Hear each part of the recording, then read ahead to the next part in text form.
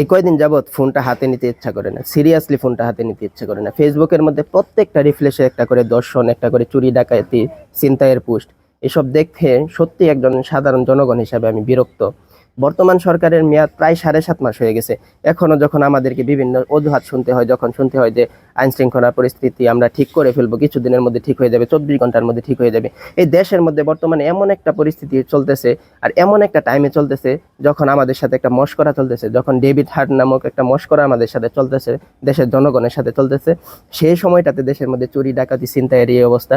ওই কিছুদিন আগে স্বরাষ্ট্র উপদেষ্টা, মাত্র 1 মাসও হয়নি, স্বরাষ্ট্র উপদেষ্টা আমাদেরকে রাতে 3টার সময় সজাগ করে সে সংবাদ সম্মেলন করলো, বললো 24 ঘন্টার মধ্যে আমরা নাকি আইন শৃঙ্খলা পরিস্থিতির উন্নয়ন দেখতে পারবো। মানে এরকম উন্নয়ন দেখতেছি, এখন মসজিদের মধ্যেও 3জনকে হত্যা করে ফেলা হয়, এমন উন্নয়ন দেখতেছি যে এখন এই ছোট ছোট বাচ্চাদেরকেও দর্শন করা হইতেছে। এরকম উন্নয়ন হয়তো তিনি আমাদেরকে দেখাতে চাইছিলেন।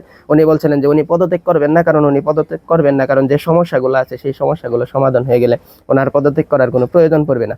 কিন্তু উনি নিজেই ভালো বলতে পারেন যে ওনার সেই সংবাদ সম্মেলনের পর থেকে এখন পর্যন্ত কি সমস্যার সমাধান হয়েছে নাকি সমস্যা আরো প্রকট আকার ধারণ করছে। আসলে এইরকম বাংলাদেশ আমরা কেউ চাইনি।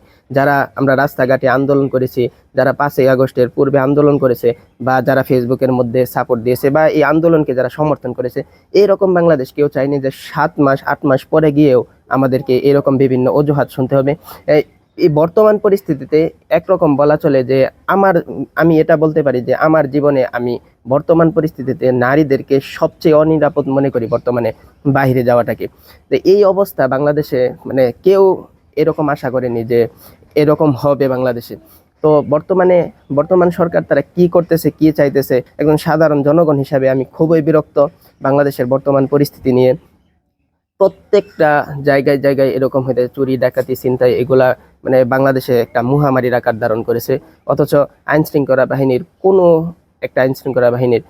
মানুষের ভিতর থেকে আইন শৃঙ্খলা বাহিনীর প্রতি যে মানুষের একটা শ্রদ্ধা, সম্মান বা ভয় ছিল, একেবারে পুরোপুরিভাবে উঠে গেছে। বিশেষ করে পুলিশ দেখলে এখন মানুষ জোকার মনে করে। সবচাইতে বড় সমস্যা হলো পুলিশ দেখলে এখন মানুষ জোকার মনে করে। আর এই সেনাবাহিনীটাকে বাংলাদেশ সরকার এমন একটা পর্যায়ে নিয়ে গেছে, এই সেনাবাহিনী হয়তো এখনো জোকার মনে করতেছে না, কিন্তু কিছুদিন পরে এই বাংলাদেশ সেনাবাহিনীকেও মানুষ জোকার মনে করবে। তো এই অবস্থা যদি বাংলাদেশের হয়, তাহলে এই চুরি ডাকাতি ছিনতাই বাড়বে, নয়তো কমবে না। আর বাংলাদেশের যে একজন স্বরাষ্ট্র উপদেষ্টা, এরকম একটা স্বরাষ্ট্র উপদেষ্টা যাকে দেখতে রংপুরের মফিজের মতো লাগে, এর দিয়ে নাকি বাংলাদেশের আইন শৃঙ্খলা বাহিনী নিয়ন্ত্রণ করা হবে, অত ঠিক মতো কথাই বলতে পারে না। রাত্রে 3টার সময় সংবাদ সম্মেলন দেখে বলছে 24 ঘন্টার মধ্যে নাকি আমরা এর ফলাফল পাবো। তো 24 ঘন্টার ভিতরে আমরা এমন ফলাফল পাচ্ছি যে বাংলাদেশে চুরি ডাকাতি ছিনতাই দর্শন আরো বেড়ে গেছে। তো ভাই, আপনারা যদি না পারেন তাহলে একটা নির্বাচন দেন, নির্বাচন দিয়ে জনগণের নির্বাচিত সরকার বাংলাদেশে আসুক, এরপর তারা চেষ্টা করে দেখুক পারে কিনা।